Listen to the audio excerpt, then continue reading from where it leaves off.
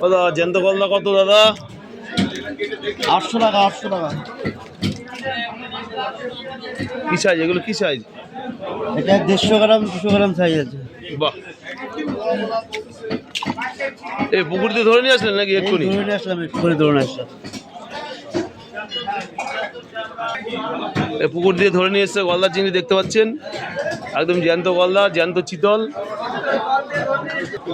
একদম জ্যান্ত চিতল।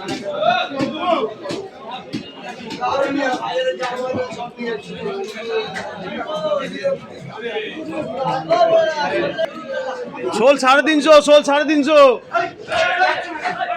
জম্বে সস্তা, জম্বে সস্তা।